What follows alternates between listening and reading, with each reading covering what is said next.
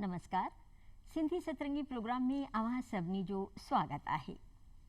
हर दिल में चाह तो लाए, आदर अथाह तो लाए, भारत के हर शख्स जो साह सम्मान तो लाए सिकन था नंढड़ा बुढ़ड़ा जवान बापू, श्रद्धा सां अज करियूं था तोखे प्रणाम बापू, तोखे प्रणाम बापू। गांधी शब्द विचार ऐं शख्सियत, इन विषय ते चर्चा लाइ अॼु असां नींड ॾिनी आहे राजकीय महाविद्यालय जयपुर जी सह आचार्य डॉक्टर रूपा मंगलाणी जी खे। डॉक्टर रूपा मंगलाणी जी, तव्हांजो स्वागत असांजे अॼु जे हिन प्रोग्राम में। नमस्ते, जय झूलेलाल। तव्हां मूंखे हिन कार्यक्रम लाइ आमंत्रित कयो, इन लाइ मां तव्हांजी शुक्रगुज़ार आहियां। महिरबानी। असां लाइ बि तमामु सुठी ॻाल्हि आहे कि हिकु अहिड़े विषय ते असां अॼु चर्चा करण लाइ तव्हांखे आमंत्रित कयो आहे। महात्मा गांधी शब्द ज़हन में ईंदे ही हिकु कहिड़ी शख़्सियत, कहिड़ो व्यक्तित्व असांजे साम्हूं अचे थो? जॾहिं असां चऊं था गांधी शब्द, त हुन शब्द में ही हिकु विराट व्यक्तित्व आहे। हुननि जे कम व्यक्तित्व, हुननि जा व्यक्तित्व विराट हो, हुननि जा कम विराट हुआ। ऐं ॾिठो वञे त हुननि जी पूरी शख़्सियत देश जी सीमाउनि खां परे अलॻि अलॻि देशनि ताणी पहुती। त गांधी अॼु सदियुनि खां बि अॻियां आहे, सार्वकालिक आहे। हर युग में गांधी जो नालो आहे, हुन शब्द जो ही एॾी महत्व आहे। तमामु सही ॻाल्हि कई कि गांधी खे हिकु शब्द में ॿधणु तमामु ॾुखियो आहे। उनजो एतिरो विराट त व्यक्तित्व आहे जंहिंजे लाइ असांखे केतिरो गहराईअ में वञी करे पढ़णो पवंदो, सिखणो पवंदो ऐं सोचणो पवंदो। त थोरो सो असांखे गांधी जी जे जनम बाबति ऐं शिक्षा बाबति बि ॼाण ॾींदा। जी बिल्कुलु। तव्हां ॾिसंदा कि 2 अक्टूबर 1969 में गुजरात जे पोरबंदर ॻोठ में पोरबंदर जा जेके दीवान हुआ करमचंद, हुननि जे घर हुननि जी पैदाइश थी। हुननि जा पिता साहब हुआ, हुननि जी माता साहब पुतली भाई हिकु धार्मिक महिला हुई। हुननि जी जो जेकी प्रारंभिक शिक्षा दीक्षा थी उहो घर में ई थी। हुननि कॉलेज जी शिक्षा राजकोट में प्राप्त कई ऐं हू वकालत जी पढ़ाई लाइ हू लंदन विया ऐं लंदन खां वकालत जी डिग्री खणण खां पोइ वापसि भारत आया। ऐं 1 साल खां पोइ उहो 1893 में हू जेके आहे उहो पंहिंजे दक्षिण अफ्रीका विया ऐं उते दक्षिण अफ्रीका में हिकु कंपनी में हुननि वञी ऐं उते वकालत जा केस खणण लाइ हुननि खे उते सॾु करायो वियो हो। त एॾी इहो पूरो हुननि जो कैरियर आहे। ऐं दक्षिण अफ्रीका में उहो 21 साल ताणी रहा। 1915 में हू वापसि हिंदुस्तान आया ऐं 1915 खां वठी ऐं 1948 ताणी पंहिंजी सॼो जीवन हुननि देश जी उन्नति लाइ, प्रगति लाइ, हिकु क़ौम खे सुधार लाइ हुननि पूरो पंहिंजे देश, पंहिंजो जेको जीवन आहे उहो उत्सर्ग कयो। चइजे त हिकु आम इंसान वांगुरु ई हुननि कमु शुरू कयो, पढ़ाई शुरू कई, नौकरी कई। त उन्हनि जी अहिड़ी कहिड़ी वीचारधारा हुई जंहिं सॼो असांजे भारत खे बदिले छॾियो? जी बिल्कुलु। तव्हां ॾिसंदा कि अगरि वीचारधारा अगरि ॾिसूं त मोहन सां खां वठी ऐं महात्मा ताणी जी जेकी हुननि जी यात्रा आहे उहा ॾाढी अनोखी आहे। ख़ुदि महात्मा गांधी चवनि था कि मां का बि वीचारधारा कोन ॾिनी आहे, मां को सिद्धांत कोन ॾिना आहे। हू पंहिंजे जेके बि वीचार ॾियनि था हू हुननि जे हर ॾींहं जी ज़िंदगी में तब्दीली करण लाइ, हू सुठेपण लाइ, इंसानियत लाइ हू जेकी ॻाल्हि चवनि था हुनखे ई हुननि जे फॉलोअर्स जेको आहे उन्हनि हुननि जी गांधीवाद चयो। त गांधी जी ख़ुदि चवनि था कि मां को सिद्धांत कोन थो ॾियां। हुननि त पंहिंजे सारे एक्सपेरिमेंट चयो, हुननि प्रयोगशाला चयो, हुननि चयो इहे मुंहिंजा प्रयोग आहिनि जेके उहे प्रयोग हुननि हर ॾींहं जी ज़िंदगी लाइ कया। त वीचारधारा जे रूप में अगरि ॾिसूं त गांधी जी जा जेके वीचार आहिनि, जेके पूरे संसार में जेके प्रसिद्ध आहिनि, अगरि हू ॾिसूं था असां त हुननि सत्याग्रह ऐं अहिंसा जा उहे मूल मंत्र ॾिना जंहिं केवल देश लाइ, देश जी आज़ादी लाइ नहीं बल्कि दुनिया जे लाइ हुननि ॾाढो महत्वपूर्ण कयो। सत्याग्रह जे संबंध में मां ज़रूरु ॿुधाईंदमि। हुननि चयो सच ते आग्रह, उन्हनि चयो सत्याग्रह बरगद जे पेड़ वांगुरु आहे। असां कंहिंखे बि पंहिंजी ॻाल्हि मञाइण लाइ ज़रूरी न आहे कि हुन ते को दबाव विझूं। असां अगरि सच ते क़ाइमु रहूं त बि अॻिलो जेको आहे असांजी ॻाल्हि खे ॿुधी थो सघे। इन तरह उन्हनि अहिंसा जी ॻाल्हि चयो। त उन्हनि चयो मनसा वाचा कर्मणा अहिंसा। अहिंसा जो मतिलबु आहे कि बिना हिंसा जे बि असां पंहिंजी लड़ाई लड़ी था सघूं, पंहिंजे अधिकारनि जी ॻाल्हि करे था सघूं। इन ई तरह हुननि सर्वोदय जी ॻाल्हि चयो। हुननि चयो कि सभिनि जो विकास थिए। हुननि धार्मिक संभाव जी ॻाल्हि कई।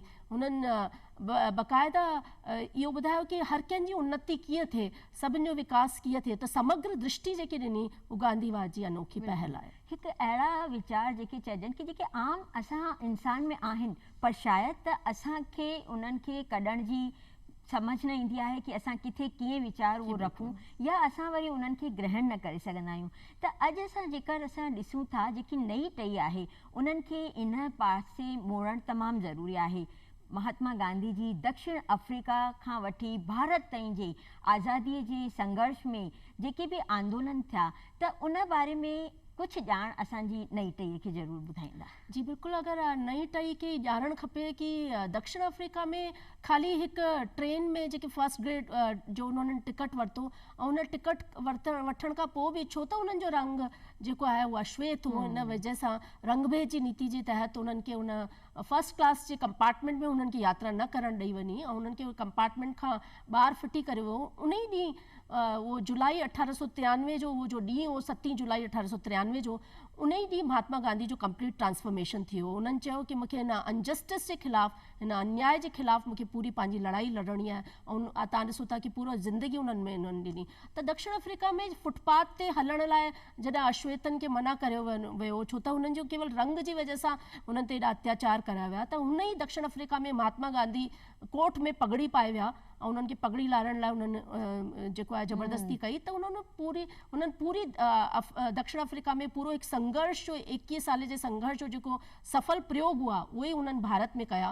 ऐं भारत में तव्हां ॾिसो था कि चंपारण हुजे, चाहे बारदोली हुजे, चाहे अहमदाबाद हुजे, उते मिल मज़दूर हुजनि या नील जा किसान हुजनि, हुननि जे विच में उन्हनि उहो संघर्ष कयो। ऐं सभिनि खां वॾी ॻाल्हि तव्हां पूजा जी ॾिसंदा कि तव्हां गांधी जी जा जेके मेन 3 असहयोग आंदोलन हुजे या उन्हनि जो सविना अवज्ञा आंदोलन हुजे या उन्हनि जो भारत छोड़ो आंदोलन हुजे, टिनि ही आंदोलन में हुननि जेकी बि पंहिंजी तकनीक अपनाई आहे उहो सत्याग्रह ऐं अहिंसा ते आधारित आहे, उहो सविनय ते आधारित आहे। ऐं हिकु तव्हां ॾिसंदा कि हार्ड मास जो पुतलो जंहिंजे शरीर ते ख़ाली लंगोट हुजे ऐं जंहिंजी केवल 5 फुट 5 इंच हाइट हुजे ऐं जंहिंजो ख़ाली 40-45 किलो हुननि जो वज़न हुजे, हुन इंसान जेको आहे बिना कंहिं बि हिकु बंदूक या तोप हलाए या तलवार खणी दे दी हमें आज़ादी बिना खड़ग बिना ढाल पाण चवंदा आहियूं, त हुन साबरमती जे संत अहिड़ो कमाल कयो कि पूरी की पूरी फिरंगी कौम खे वञणो पियो, पंहिंजो बोरिया बिस्तरा वधी करे उन्हनि खे इहो मुल्क छॾणो पियो।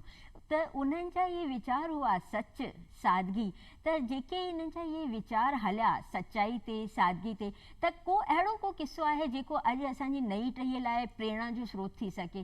सादगी जो मां तव्हांखे ज़रूरु हिकु किस्सो ॿुधाईंदमि। Gandhi ji 3rd class compartment में बारदोली खां यात्रा पिया कनि अॻियां वञण लाइ, ऐं बारदोली ते जॾहिं उन्हनि छॾी ट्रेन त भीड़ हुई, त उहो 3rd क्लास कंपार्टमेंट में वञी सुम्ही रहिया। त जॾहिं उहो बर्थ ते सुम्ही रहिया त हुन ई बर्थ में हिकु किसान चढ़ियो ऐं उन किसान जेको आहे उन गांधी जी खे अपशब्द कया। उन चयो तव्हां सॼी बर्थ घेरे कीअं तव्हां सुम्ही रहिया आहियो, हीअ छा ट्रेन तव्हांजी आहे? ऐं उन्हनि खे जॾहिं फटकारियनि त उन्हनि जो आहे उहो साइड में वेही रहिया गांधी जी। ऐं तॾहिं हुन किसान जॾहिं वेठो हुन बर्थ ते त हुन भॼन ॻायो, गांधी जी जो ई प्रिय भॼन ॻाई, छो त उहो गांधी जी सां मिलण लाइ अॻिले स्टेशन ते वञे पियो। ऐं हुन चयो गांधी बाबा की जय, गांधी तो दुख हरिया असांजा। जीअं अॻिली ट्रेन ते ट्रेन जो स्टेशन आयो त भीड़ आई गांधी जी जो स्वागत करण लाइ। तॾहिं हुन किसान ॾिठो कि पूरो टाइम उहो डांट खाई बि सादगी सां उहे वेठा रहिया, त हीअ उन्हनि जी सादगी जी मिसाल आहे। हिकु मां तव्हांखे सादगी जो एग्ज़ाम्पल ॿियो ॾींदमि कि जॾहिं 1931 में गोलमेज सम्मेलन जे दौरान जॉर्ज पंचम सम्राट सां मिलण लाइ गांधी जी विया, त हू पंहिंजे लंगोटी में ई विया। त जॾहिं हू मिली करे जॉर्ज पंचम खां ॿाहिरि आया त पत्रकारनि हुननि खां पुछो कि भई तव्हांजे हिन लंगोटी जे वस्त्र खे ॾिसी सम्राट छा चयो?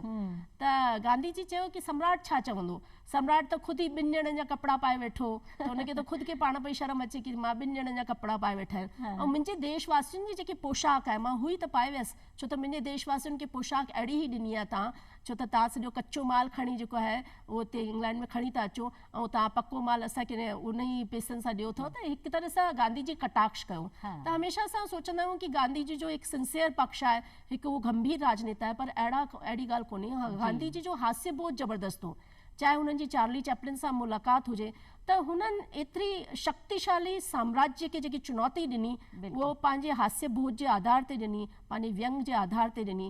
ऐं हुननि मजबूर कयो हुननि खे कि ॾिसो असां तव्हां सां असहयोग सविनय अवज्ञा, असां सविनय अवज्ञा कंदासीं, असां तव्हांजे टैक्स खे कोन ॾींदासीं।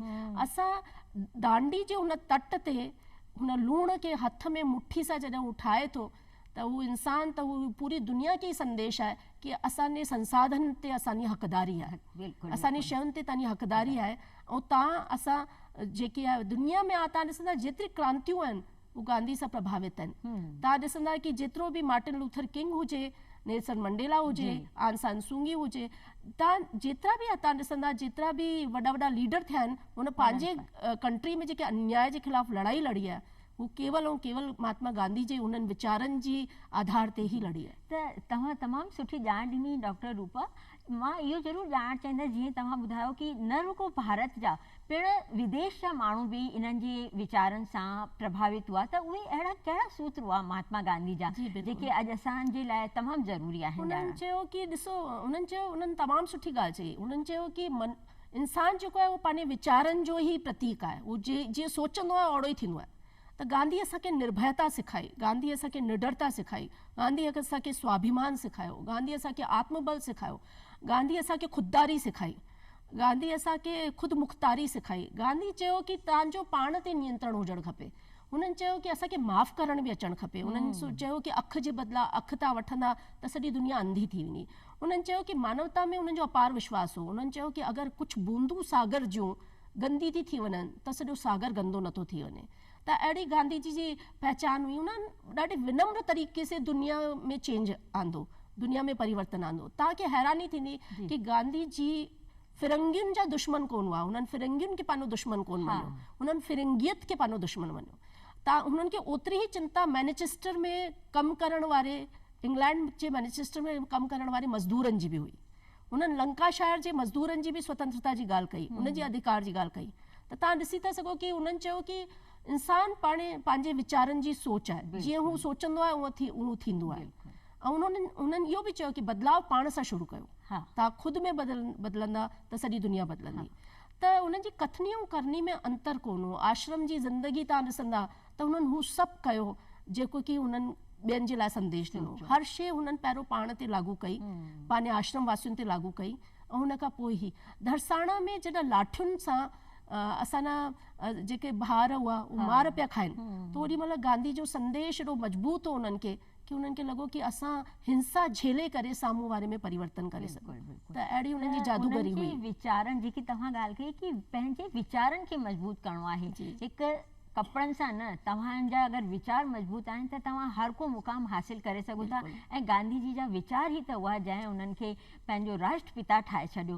हिते इहा ॻाल्हि ज़रूरु ॼाणणु चाहींदसि कि त भारत जो कहिड़ो सुपिनो हो, गांधी कहिड़ो सुपिनो ॾिठो हो भारत जो? तव्हां ॾिसंदा कि हू पंहिंजी किताब हिंद स्वराज लिखनि था। जॾहिं हू गोलमेज सम्मेलन लाइ ॿाहिरि वेठा वञनि ऐं जॾहिं हू यात्रा वेठा करनि समुद्र जी, त गांधी जी जी क़ाबिलियत हुई कि ॿिन्हिनि हथनि सां लिखी सघंदा हुआ। He is very good writer, ॾाढा सुठा राइटर हुआ। त हुननि ॾिठो जॾहिं हुननि हिंद स्वराज लिखियो त हुन में उन्हनि भविष्य जे भारत जी तस्वीर कई। त उन्हनि चयो कि जेको पश्चिम जी सभ्यता आहे उहा पशु बल ते आधारित आहे, पर हिंदुस्तानी जेकी सभ्यता आहे उहा आत्मबल ते आधारित आहे। उन्हनि चयो मूंखे अहिड़ो भारत खपे, अहिड़ो संविधान खपे जंहिंमें ग़रीब खां ग़रीब माण्हू खे बि लॻे कि हुनजो पंहिंजो योगदान आहे।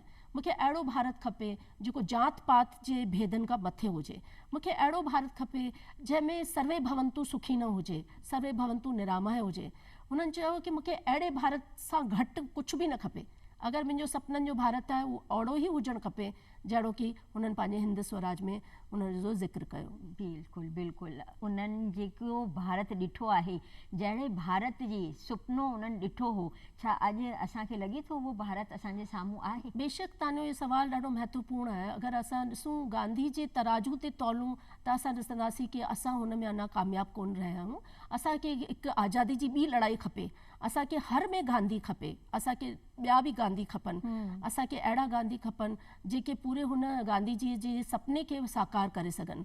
ऐं उहो तॾहिं ई त थी सघंदो जॾहिं असां शुरूआति पाण खां कंदासीं। बिल्कुलु बिल्कुलु। इन वीचार खे असांखे तमामु मज़बूतीअ सां असांजे अंदरि आणणो आहे कि पहिरीं असां पाण खे सुधारियूं तॾहिं असां साम्हूं वारे खे सुधारे सघंदासीं। असां अगरि ॻाल्हि कयूं पंहिंजे सिंधियुनि जी, त सिंध में बि गांधी जो तमामु घणो योगदान रहियो। त उहो कहिड़ो योगदान रहियो जो सिंधियुनि आज़ादीअ लाइ पंहिंजो वतन छॾे ॾिनो? जी बिल्कुलु। तव्हां ॾिसंदा कि सिंधियुनि सां गांधी जी जो विशेष लगाव थियो। 1916 खां वठी ऐं 1932 ताईं गांधी जी सिंध 7 दफ़ा विया। ऐं हिन जे दौरान हुननि सिंधियुनि सां हुननि जो अहिड़ो विशेष लगाव हो कि 1893 में जॾहिं हू दक्षिण अफ्रीका में हुआ त त पहिरीं दफ़ो जेकी उन्हनि कांग्रेस कई, नाटाल कांग्रेस कई, त उन नाटाल कांग्रेस में जेको योगदान ॾिनो उहो हिकु पंहिंजे सिंधी भाउ वापारी हो लचीराम हुन ई ॾिनो। हुननि पहिरें 7 सिंधियुनि जा केस दक्षिण अफ्रीका में अनजस्टिस जे ख़िलाफ़ हुननि लड़िया आहिनि। त तव्हां ॾिसंदा कि शहीद हेमू कालाणी खां वठी करे ऐं तमामु ऐसा जेके सभु असांजा स्वतंत्रता आंदोलन जा सहभागी आहिनि सिंधी भाई, हुननि जो गांधी जी त विशेष प्रभाव हो ऐं हिकु विशेष संबंध हो। गांधी जी जॾहिं तव्हां ॾिसंदा 5 फरवरी 1929 जो हू सिंध कॉलेज में लेक्चर ॾियण विया, तॾहिं हुननि पहिरीं दफ़ो सिंधी यूथ खे इहा ॻाल्हि चई, सिंधी जेके युवा आहिनि उन्हनि खे इहा ॻाल्हि चई। हुननि चयो तव्हां ही ॾेती लेती जा ग़ुलाम थी रहिया आहियो, तव्हां हिन ॾेती लेती खे जेसिताणी कोन छॾंदा तेसिताणी तव्हां ग़ुलाम रहंदा। तव्हां पंहिंजी महिलाउनि खे बराबरि जो अधिकार ॾिनो। हुननि चयो तव्हां पंहिंजी भाषा सां प्रेम कयो।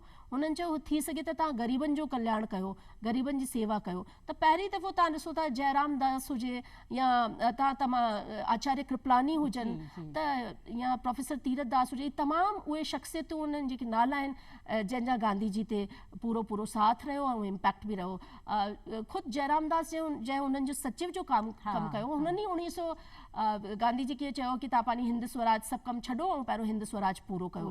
ऐं उन्होंने हिंद स्वराज में जेको बि हुननि लिखियो आहे तव्हां ज़िंदगी हुन ते क़ाइमु रहिया। त ही हिकु ॾाढो लॻाव हो। सूफ़ी जेके सिंधी साहित्यकार आहिनि हुननि ते बि हुननि जो विशेष गांधी जी हुननि खे टाइम पे कोट कयो। गुरु नानक देव जो ते जी हुननि जी शिक्षाउनि खे हुननि पंहिंजा वक्तव्य हुन लाइ चया हुआ। मतिलबु सिंधियुनि ते बापू जी छाप तमामु घणी रही आहे। ऐं उन वक़्तु जेके बि तव्हां ॿुधाया कवि बि हुआ, हूंदराज दुखायल जेके आहे उहे बापू सां एतिरा प्रभावित हुआ कि उहे त कविताऊं ई अहिड़ियूं लिखंदा हुआ कि असांखे देश खे आज़ादु कराइणो आहे त न बापू सां गॾु हलणो आहे। ऐं उन्हनि हिकु तमामु सुठो गीत बि लिखियो आहे कि तुंहिंजे ऐट जो आवाज़ मूं झोपड़ियुनि में ॿुधो, जेकी तव्हां ॻाल्हि कई कि हिकु नंढे खां ग़रीब खां मथे ताईं उन्हनि माण्हुनि खे चाढ़ियो आहे। उन्हनि ते ई उन ते गीत लिखियो कि ऊंची मीनारुनि में बि आवाज़ ॿुधो त तुंहिंजी झोपड़ी में बि उन्हनि में बि आवाज़ ॿुधो आहे।